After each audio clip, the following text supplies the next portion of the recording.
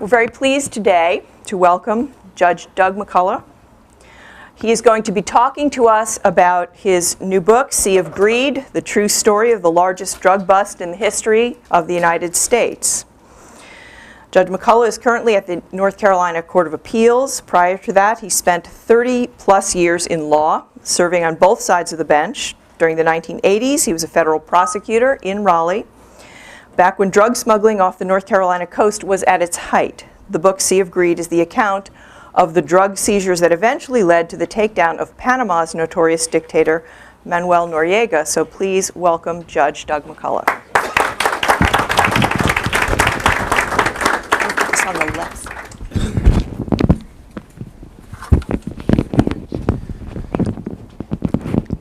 For those of you who are living here in the 1980s, you may recall that the Attorney General's office posted a picture of a shrimp boat trawler plying the intercoastal waterways as a wanted poster. And they wanted information about who was smuggling and where the smuggling was taking place and whatnot. And if anybody went in the post office during that era, you probably saw that posted. And that coincided with the time I was in the U.S. Attorney's office as a federal prosecutor. I will say that this story is, I've got to give credit to my wife here. I knew this story was a good story. I always thought it was a good story. I started on it a couple of times. We were getting ready to move first to Holly Springs and then out to Atlantic Beach. And she saw this box of materials with all the investigative materials and everything. And she said, "What are you going to do with this?" And needless to say, behind every successful man there is a good woman, and this is the result, Sea of Greed, which we have come up with. I'll tell the story about how it started. Manuel Noriega was in command of Panama. He had taken control of it. The people that started off in North Carolina did not necessarily know Noriega at the beginning. They were kind of driven to that.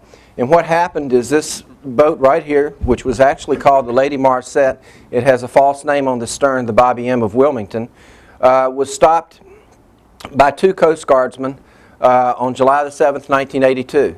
These two coasties were out to make sure that the sailboaters had unrafted from their floating cocktail party. They had headed toward sundown and had left the shipping lanes clear when they saw two lights coming in Shackleford Banks, and they were out of the channel. So they go to render assistance before they have a grounding.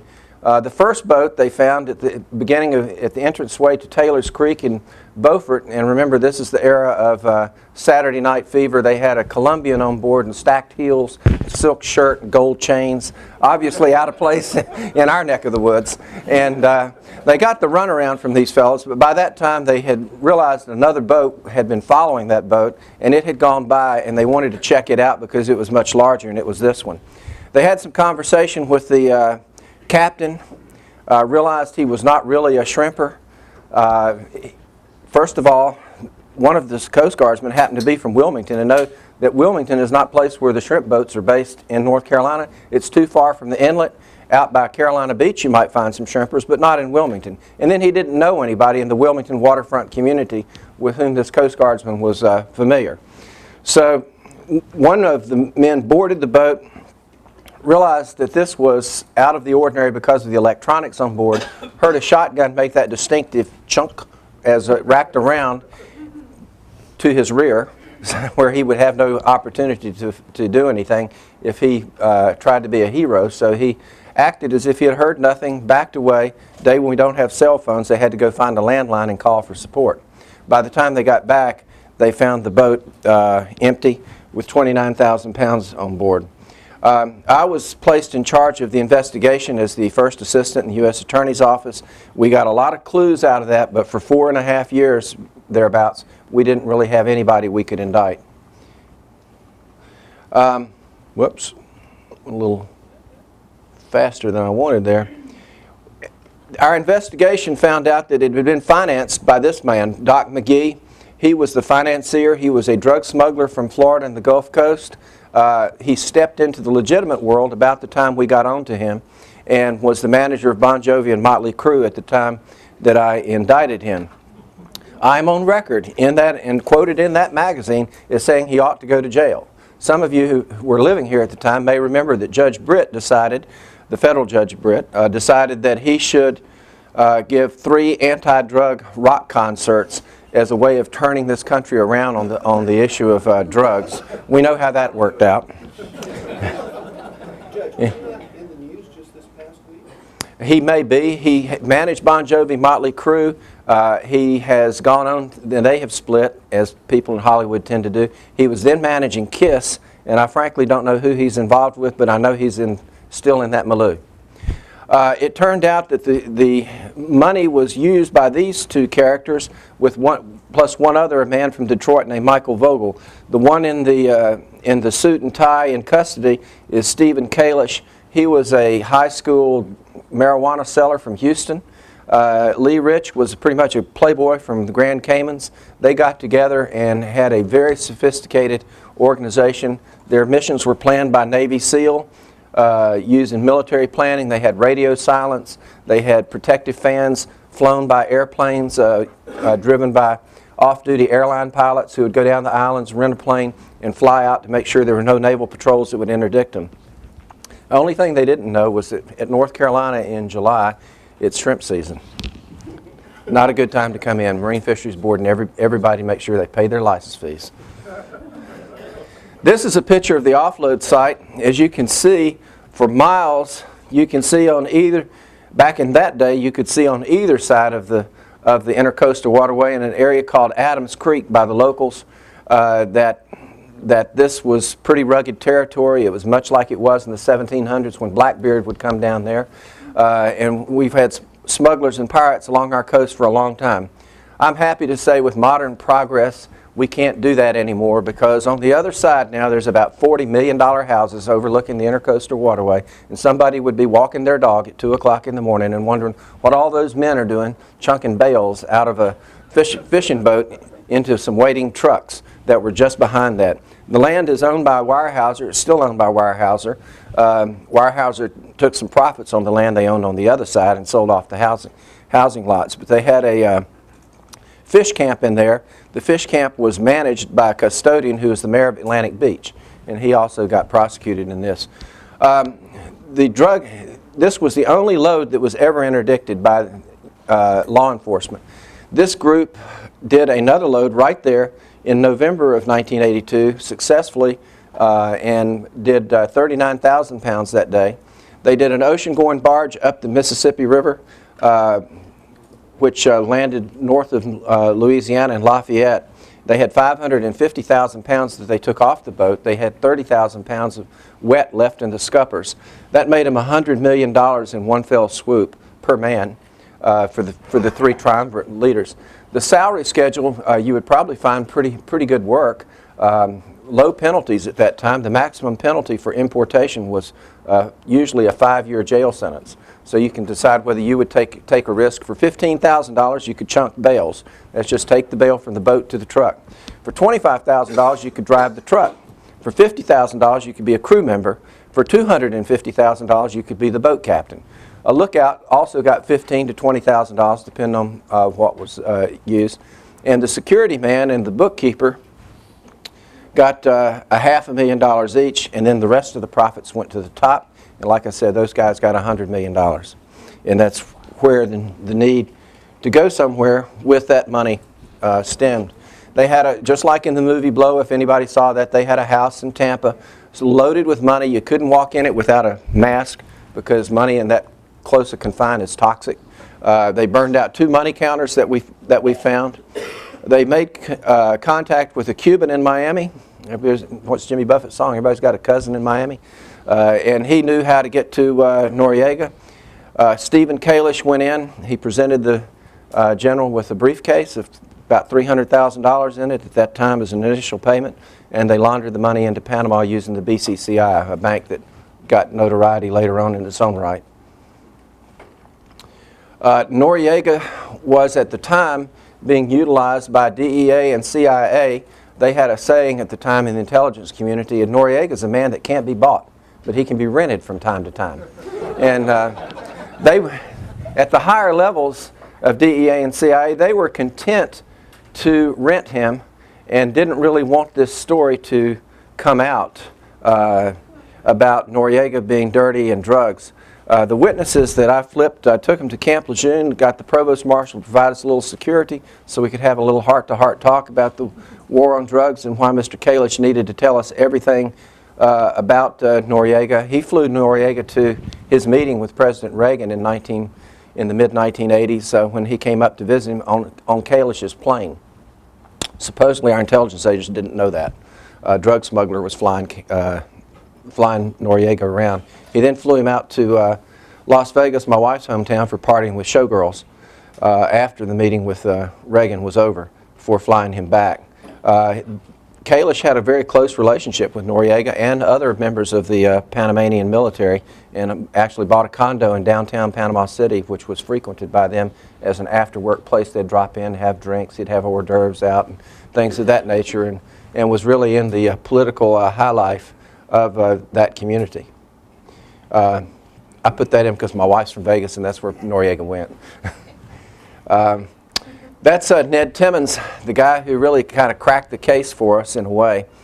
Greed is what broke him apart, hence the name Sea of Greed. It was waterborne and then greed. One of the fellows was a security specialist for the group. He and his brothers were actually enforcer for Hoffa in Detroit. The security guy would vet everybody and say, this guy's unreliable, don't use him, this guy's okay. And he had a little machine called a voice stress analysis machine that, you know, is hocus pocus. And, but they believed in him.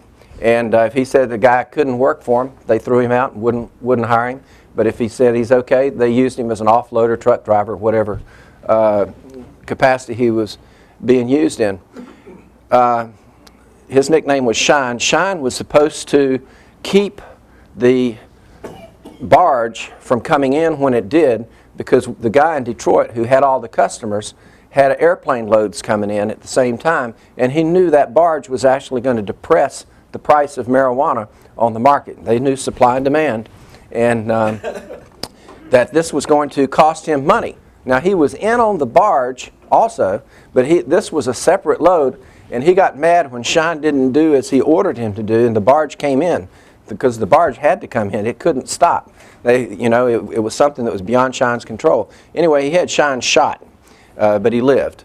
And Shine's brothers brought this man in the white, Ned Timmons. That was taken on the day we went looking for the offload site to take photographs there in Morehead City. But Timmons went undercover and went into the Grand Caymans and gathered the evidence that with Shine's testimony and his corroboration, we finally had a case. And it started coming together. The reason this is considered the largest drug bust is when you put the airplane loads together, there were about 24 of those. There was 5 or 6 cocaine smuggling ventures that they had gotten into. The load up the Mississippi River, we indicted somewhere between 500 and 700 people. I've forgotten the exact count of all of the people who were involved in the same group and conspiracy. And I don't believe that there's been a body count that has gone that high from one conspiracy since. Timmons had several close calls while he was down in the Grand Caymans. One day, just to give you one example, they came to him and they said, Ned, we got to go for a ride. And he said, why? And he said, there's an FBI agent on the island. Well, he knew there was. He was one. And no, but there was somebody that came on a cruise ship, and he had been identified by the people on the cruise ship as an FBI agent and warned him. So he was wondering, are they taking me out to shoot me because they know I'm the FBI agent, or, you know, whatever. And then they told him about this guy on the cruise ship. So he had several brushes like that while he gained their trust posing as a security expert. Whoops. Kalish, on the meanwhile, had fallen in love with the daughter of a Secret Service agent from Tampa named Denise. And he at first told her that he was an international banker. Later he admitted his illegal activities. He had strict rules for travel about, wanted his people to look very businesslike. No traveling in blue jeans, no t-shirts.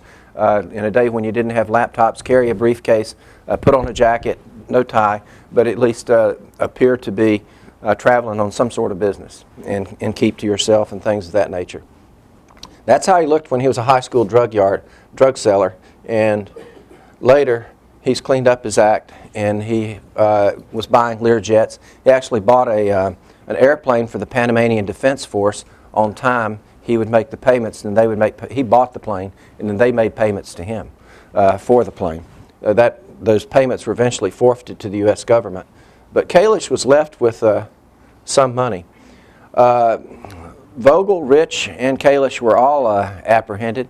Vogel and Rich are on the Bureau of Prisons websites. Kalish served his entire sentence in a little jail in South Florida, or Central Florida, that had conjugal visits, and he was a trustee and ran around and did things.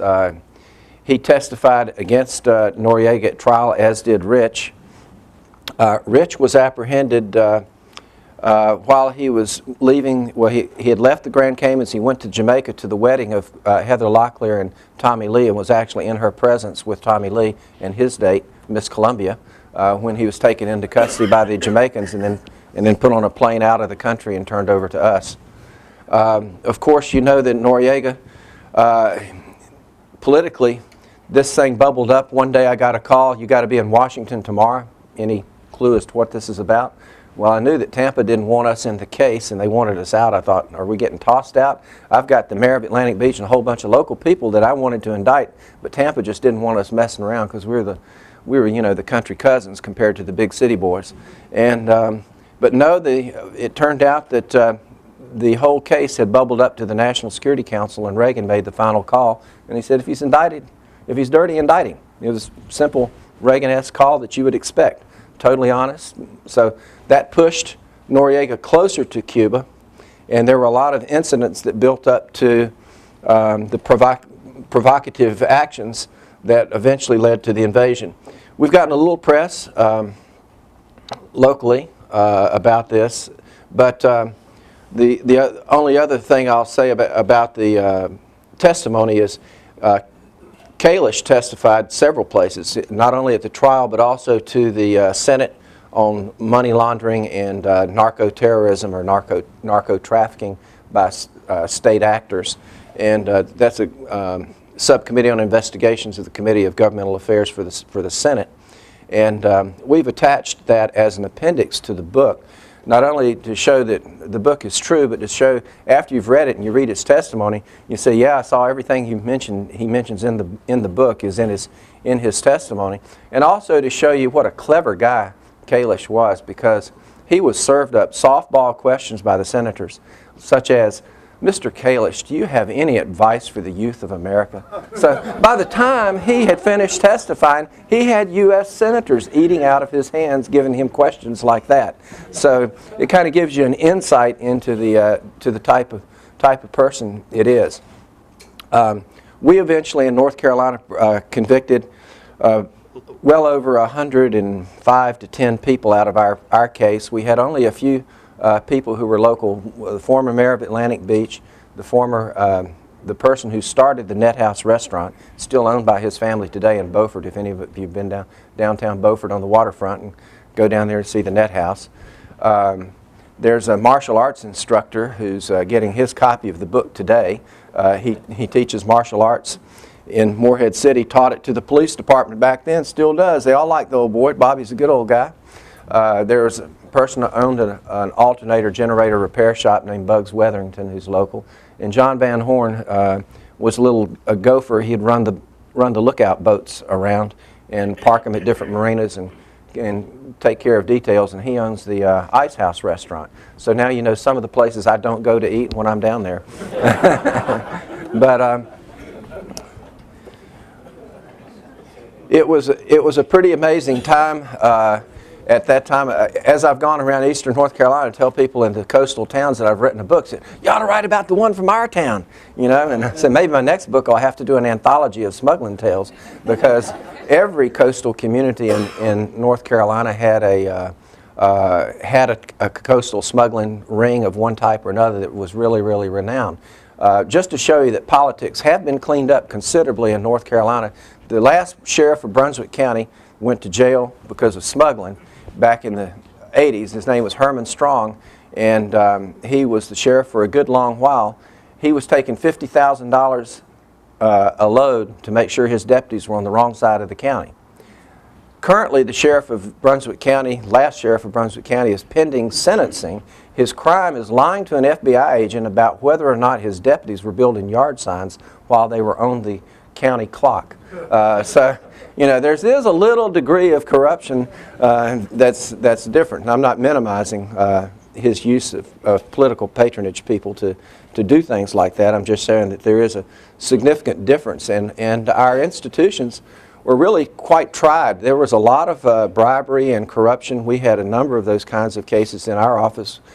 Fish and wildlife officers were prosecuted by the U.S. Attorney's Office at the time I was there. Sheriff Herman Strong, the Chief of Police of Charlotte, Lieutenant from the Ocean Isle Beach Police Department. A number of deputy sheriffs from some counties in Sneads Ferry to Onslow County deputy sheriffs provided police escort for the marijuana that came in on near Christmas of one year, and while it was being transported to a warehouse in New Bern. Almost all of Sneads Ferry was down at the water that day. The kids were playing in the water. It was unseasonably warm. Daddies were unloading marijuana. The wives were standing there watching. And a few years later, about 3/4 of the male population of Sneads Ferry went to jail on two or three big buses that pulled up at the Onslow County Courthouse to spend a couple of years at state time. So we had a lot of testing of the integrity of our system that really isn't put as often to the test today, even though we have corruption and it still happens in law enforcement. I think we weathered the worst of the storm. And crack dealers and crack just doesn't generate the kind of money that this did. We were bringing it in, they were bringing it in multi-ton loads, you know. And that's kind of hard to comprehend today when we will have a press conference if we seize 500 pounds of marijuana. Back then it was just, you know, well, we seized 29,000 pounds. And it was so common that at one time we had some smugglers tell us, yeah, we brought it in and we were going to bring it in the night before, but the Hatteras Fishing Center was being used by somebody else. And they said, well, who were they? I don't know. And they live on Hatteras Island and the Outer Banks, and there were so many smugglers, there were people there they didn't know that were using the Outer Banks for smuggling, and they brought it in and they had to loiter offshore one more day before they could bring it in. So that's all I have really about it. I have the book. If anybody's interested and would like to read the full story afterwards, I'll be glad to hang around, sign a few books, and pocket a few coins, a few shekels for my. The book is $20, and it's available online. We have a website called seaofgreedbook.com that has some of the story about it, and you can order, pay with PayPal, and that type of thing. And it's in some of the local bookstores in the Moorhead, Beaufort area and in Manteo, but haven't been able to get it out yet. We've just been too busy. Question? Your international smugglers decide that North Carolina is the perfect place to try to bring shit. The guy from who started the net house was named Stephen Fodry. His father was a Wake Forest graduate and a chef at the Harvey Mansion in New Bern, and his family was from Moorhead City originally. His mother and grandmother lived in Moorhead City. In fact, her house was mortgaged, his mother's house was mortgaged to start the net house. He was down in Atlanta in a bar partying, and he met Stephen Kalish there and found out that Kalish was a smuggler, and he said, I can hook you up with a location that will really be good. You will really like it. It'll be a good place to bring drugs in. And that was going on all over the coast at that time. What inspired him? Money. Larceny in his heart? Money. Oh, money. It was very, very common back then. If you dressed and acted and walked a certain way and hung out in certain places and you went in, people immediately suspected you of being a smuggler, whether you were or not. That's why a lot of the FBI agents and SBI agents would do that, and they'd get in conversations and one thing would lead to another. Many cases were made that way, and many connections were made that way. Unfortunately, we had a corporal in the Marine Corps who was a pretty good smuggler. He got out of the Marine Corps and realized Wilmington would be a pretty good spot, and he ran a very sophisticated organization that we never caught him with any of the dope in his hand. But it, you know, we eventually unraveled it through a conspiracy type prosecution, but they were very successful in getting it in and getting the money. I think the money in his instance was what called attention to him. You know, when pay $750,000 in cash, it kind of draws attention. But that was a very common thing back then. Obviously, this is a federal investigation, but how cooperative were local attorney offices along the coast on that? Very, very cooperative. We had a good working relationship with just about every one of the DA's offices. Most of the DA's offices knew that usually these kinds of prosecutions were well above what they're manned and equipped to do. And the response by the state to this was to create an investigative grand jury, which is hardly ever used, but the statute's still on the books statutorily. But that statute was put on the books specifically to enable the state prosecutors to take on some of these cases if they wished and give them a capability. Judge Don Stevens, who's the resident Superior Court judge, and who, interestingly enough, was my replacement in the Marine Corps when I was mustered off of active duty. He came in and took my spot as an instructor at Naval Justice School. Don was in the AG's office in special prosecutions, and they would typically be the people who would conduct those kinds of investigations, and they participated in some of those. Our governor used to be a working prosecutor and actually did some good when he was in that job. I won't go any further than that. Had he only stayed. But nonetheless, we had a pretty good working relationship with the DAs at the time.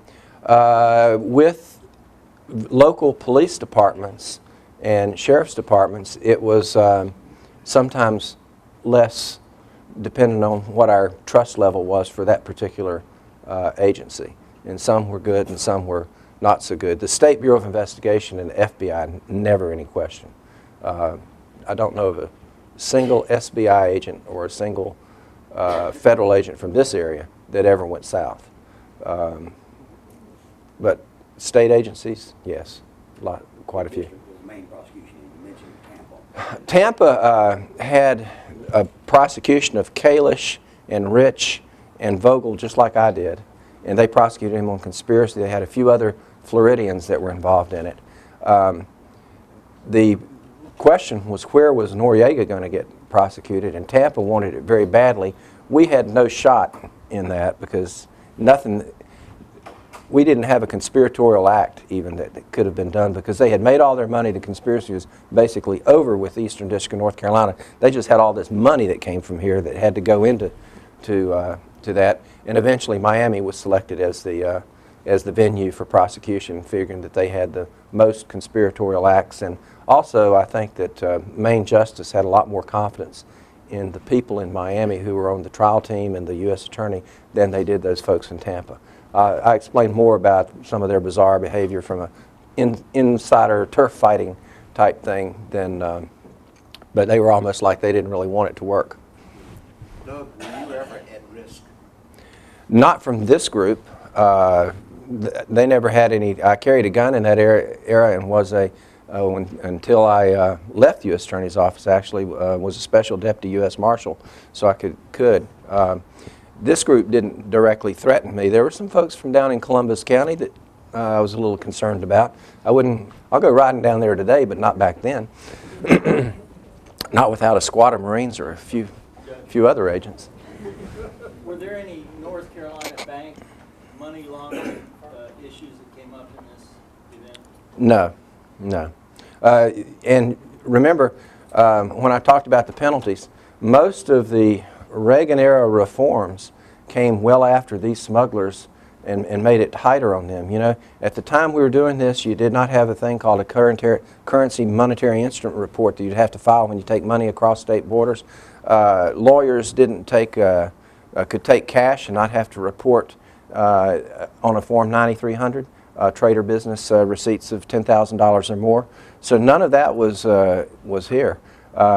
Back in that day, and this was before I got to the U.S. Attorney's Office, and so I've heard this, but it was heard it from people who were there. They were trying a group of smugglers from Miami here in New Bern, and one of the smugglers thought the lawyers were doing such a good job, he brought in a box of Rolex watches on Monday morning and gave everybody a tip of a Rolex watch. One of our enterprising attorneys here realized there was a woman's watch in there as well, and he said, "Oh, my wife would love one too." Boom. He brought her home a little bauble. But it was very lax. There was no money laundering laws. The penalties were just the statutory set penalties. We didn't have structured sentencing that we have today. All of 29,000 pounds will get you life today. Back then, it might get you 5, 6 years, unless you're at the top of the food chain. It might get you 10 or 12, and you really had to fight to get that. The bail laws were pretty loose. You had a monetary bail. You didn't have detain or not detain, which is the federal rule. So you can see how people would say, gee, if I get caught, I might get 3 years at my level, and yet I can get $50,000 in 1982 buying power. That would be worth about 5 times that much, I imagine, today. So, you know, what would people do for $250,000, you know, today? And that's what you have to put yourself in the frame of. Didn't they just indict the former sheriff of Robeson County? He's been convicted and sentenced to prison. 28 deputies? Not 28, but about 12 of his deputies. They were robbing people on the highway and committing home invasions. They were pretty much out of control down there in Robeson County. Is there a reference in one of the slides to a possible movie? I've been approached by some people who would like to make a movie of it, and they've done a draft screenplay. I mean, you know, that's like being on the beach and lightning striking where you are. You know, yeah, maybe, who knows? It's a better movie. What I do say about it, though, the movie, is this is a better story than Blow. If anybody saw Blow, Blow is a common garden variety story of a person involved in drugs who has some success. You take a guy that has nothing, he goes to Hollywood, he hooks up with some people in the California area, cocaine hits just about the time they're involved in it. They made a tremendous amount of money, almost unbelievable. They had a house, you know, stacked with money. Well, these people had the same thing. At the end, however, he cannot refrain from staying in that business, even when the business has changed. He was in the era when they flew in loads on cowboy pilots who would run low, fly high, run low, come in and pop up in the United States and go somewhere and unload. And we used to have a lot of that in eastern North Carolina too. Right after the boat smuggling stopped, that's what they went to. But the military had pretty well shut that down with the over-horizon radar, and that era went also. He didn't realize that. He wasn't that smart, and he kept trying to do the same thing, and he was dealing with undercover agents, and at the end of the movie, you see him tending the warden's garden. He's going to be there the rest of his natural life. In our case, Stephen Kalish was left with some assets by the government at the time the case was over, basically because we had no way of repatriating the assets in Panama itself. So he was left with a $750,000, $800,000 condo in downtown Panama City and its contents when he got out of jail. And he is nowhere to be seen today. You will not find him anywhere. There's different rumors that he was institutionalized once in Mexico by some people, but I don't believe those. I think those are rumors that Kalish himself put out as disinformation. So whatever happened to Denise? Denise Good influence on you. Denise and he stayed married through the whole time he was in prison. She visited him regularly. She went to college while he was stayed at home in Tampa, and got married, and well, they stayed married. And when he was released, that's when he vanished. And he and Denise are somewhere. I guess everybody's somewhere, but I don't know where they are. And they were left with a considerable amount of assets to be somewhere with. So to me, that's a better story than Blow, where I know where the guy was. And he's in New York. Anytime I want to go to see him, I can go to that prison. Your Honor, if there is a movie made, is there a particular actor you'd like to be? Well, I was a handsome young man then. They just have to pick a handsome young actor. Maybe Jag, the guy who plays Jag, has that clean-cut image. So that would be all right with me. My wife has already picked out Matthew McConaughey for the role of Kalish because he's pretty easy on the eyes, she says. Not a good judge of that. And he's from Houston. And Kalish was from Houston.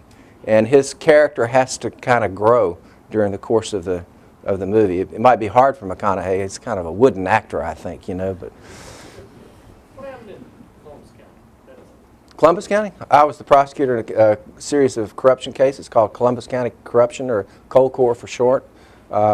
we almost got to Lieutenant Governor Green in that case. The state did try to take a crack at him. I declined that case because I didn't think it was winnable, and it was a technical violation of the bribery statute in that he agreed to accept, and he did agree to accept, but he did not accept. He smelled a rat, and he wouldn't take the money in the end. And the FBI was real hinky back then about giving money to a public official on the first time they met him. And the undercover agent wanted to do it, but they had a control group in headquarters that wouldn't let him do it. And if he had paid Green the money, that first meeting took place, Green would have accepted and thought that's what a criminal does. But when you try to act like a criminal while you've got a committee thinking like, how does a criminal think, it doesn't really work. And you have to trust your undercover agents or not. But I prosecuted Green later. I convicted him in 1996 for tax evasion. And he didn't go to prison at that time, but he was put on house arrest and he died a felon. But What about Green and his son and the burning of warehouses? well, his son was convicted in federal court in Tennessee of burning one of the warehouses. I prosecuted in cold core the man who was his arsonist, who was convicted of burning Monk Harrington's warehouse down for somebody else, not for Green. And we know he was his arsonist because he admitted to us, I've done that for him. But I'll never say that in court is also what he said, because you can get killed doing that. And yes, I would not go into Columbus County in that era if I wasn't armed and had some people with me who were armed, who were also good shots, because those folks were dangerous down there at that particular time. I think it's safer now. I'm not sure, but I think.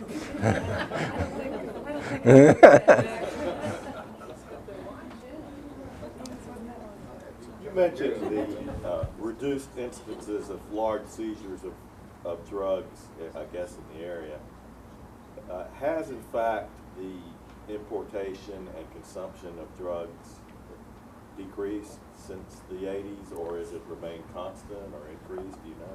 I don't really know the actual statistics, so I can't say to that. I know that the role of our area has changed as smuggling techniques have changed.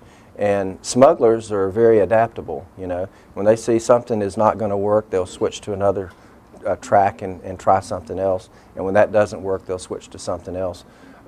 I do know, at this point, the largest source of drugs for the United States is the Mexican border.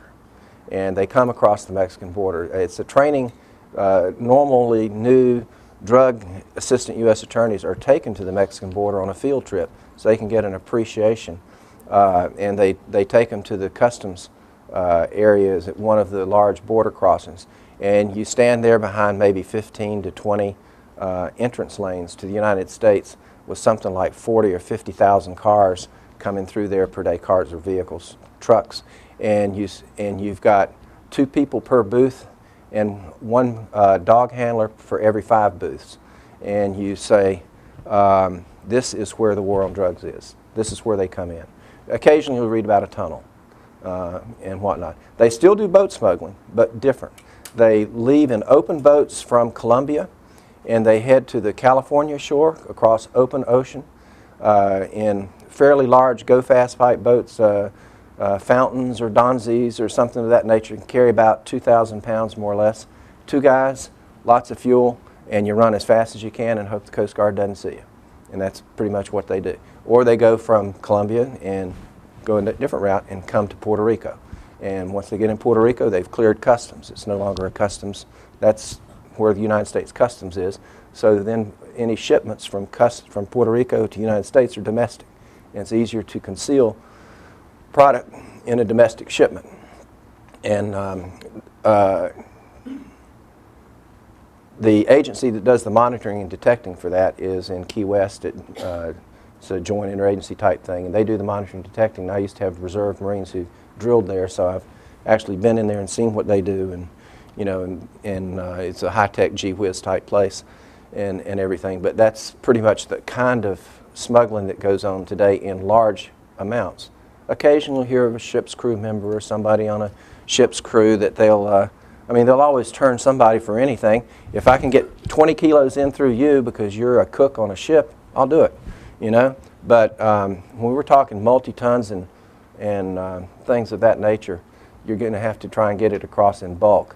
And it's much more efficient for them to have a decoy vehicle, breaks down and, or gets caught at the border, and everybody comes out and arrests the people on the decoy vehicle, and then everybody else is on. Come on, get through and wave them through. And then you come in with a tractor trailer that's loaded in some concealed fashion, whether it's in loaded furniture or it's a tanker, and then only part of the tanker is filled for the regular product and the other part is filled with cocaine, and you bring it in that way in bulk. I mean, so there's a lot of different techniques that they'll try to use, and we're successful about, I guess, the same percentage of successes we had back then, about 10 to 15%, and the rest of it gets in. Back in the early 80s, the Coast Guard in Florida was collecting drugs and selling them. Is that still going on? I don't think so. I think their integrity issues have been cleaned up, but back at that time, yeah, there were a lot of Coast Guardsmen. We prosecuted a number of them here in North Carolina. Even though they came from the Isla Mirada station, they were selling the drugs back here they were from Brunswick County. So they were in the Coast Guard, but they were down there on the Go-Fast boats, and one of our SBI agents had a picture of Vice President Bush and all these young Coast Guardsmen standing around, and then he had X's drawn through all the ones that got prosecuted, and whatnot. They had the new toys, but they didn't have adult supervision. And I mean, it's literally true.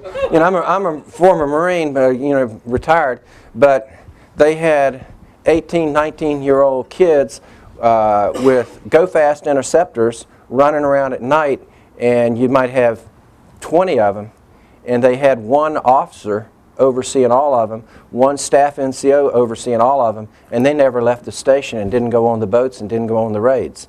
So it was left to the kids to decide what they wanted to do, and some of them would get the idea, well, why should we turn all of it in, We can be a hero and turn in this much.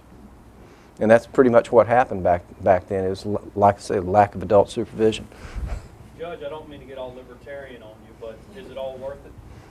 Well, it depends. I mean, that's a judgment call that society has to make, I do like the scene in Traffic where the guy says, why are you picking on me? I'm just one little cocaine smuggler. You got me with my truckload. You're losing this war on drugs. And they lean across the table and say, yeah, we're losing the war, but I tell you what, we won the battle when it comes to you. What are you going to do? And I've made that speech many times myself. I believe in the battle on the war on drugs because I think it's bad for the American public. It's bad. It's a bad thing to be infested with drugs. Do we need to do more to battle it on many fronts? Probably so. But I would certainly not be the one who would stand up and say that I want to have drugs sold openly and freely in the United States to any adult that wants to buy it. The only country that has flirted with that really is Holland with their pot houses, and the police in Holland will tell you that that's a bad idea, that really is not good, and they're trying to restrict it and to regulate it in their Dutch way because it society-wise has not proven to be a really good thing. What it has attracted to Holland is every dreg from every other country comes dragging in there so they can smoke pot in their places without being harassed, and then their state ends up having, their country ends up having to support those folks under the European socialism, and it's becoming to be a financial burden that they really don't want to assume. So I think you'd have a much more unproductive society if you had wide open borders for drugs, and don't know how much extra tax money it would take to cure all that. This, on your photos, you mentioned that somebody had, one of the drug dealers, had some kind of a machine that kind of tested somebody's mood to see if they were... Voice stress. Voice stress analysis is what the machine was called. Yeah, I think it's hocus pocus. I don't believe in that. If it worked for them, wouldn't it work for us? Well, the CIA obviously uses these things, and they have people that they believe might, be able to do. They use every kind of scientific, our intelligence community uses those kinds of things at certain levels. But And enough to just shake somebody up to give themselves up. well, the CIA regularly polygraphs, and so does the FBI at the higher levels. They polygraph, and most law enforcement agencies do have a lot more faith in polygraph as an investigative tool, and it'll do the same thing the voice stress analysis does. Puts you in the same fear box. In fact, it will put you, they will show you a test. They'll do a test before you take the test, which will actually show you that the machine works. Therefore, when you go into the test, you know the reliability of the machine because he's already proven it'll work on you. And then that will shake you up a whole lot more than holding some device and saying, talk into the box and I can tell you if you're lying or not. You know, sounds like the Wizard of Oz to me. You worked with, you were familiar with drug cartels in the late 80s, Mm-hmm. Colombia, and these two in Mexico, the Eastern and Western cartels in Mexico seem even more vicious. How would you characterize those cartels and their operations today? Well, I think the Mexicans are as vicious as the Colombians ever thought about being. The real intricacies of how the Colombians and the Mexicans have made peace, because they were really at loggerheads back in the day I was a prosecutor. The Mexicans were trying to get into the drug trade, and all our success in shutting down waterborne smuggling and airborne smuggling forced them to work with the Mexicans, because now the Mexicans had the only land bridge into the United States. It's like they're standing on their side of the border saying, pay us, you know? And because of the money that they're able to extract, because now the Colombians sell to the Mexicans and the Mexicans have taken over the task of transportation. So if the Colombians can get it out of Colombia, their job is easier. And we do track lots and lots of flights that go into Mexico straight from Colombia, which we know drugs are aboard the planes that are coming in there, the small aircraft based on where the flight originates and where it's terminating.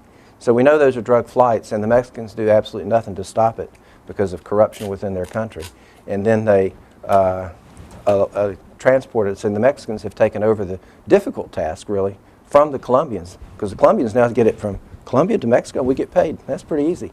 And the Mexicans got the hard part, but they've got huge profits, and because of those huge profits, that's where the violence and corruption comes in. And the Colombians are still making good money. They're just not having to work quite as hard. Judge, let's get a last question or so. Okay, I think that pretty much ran the gamut there. So I'm through if everybody else is. Like I said, I will hang around and sell you some books. Judge, you have so much money. Okay.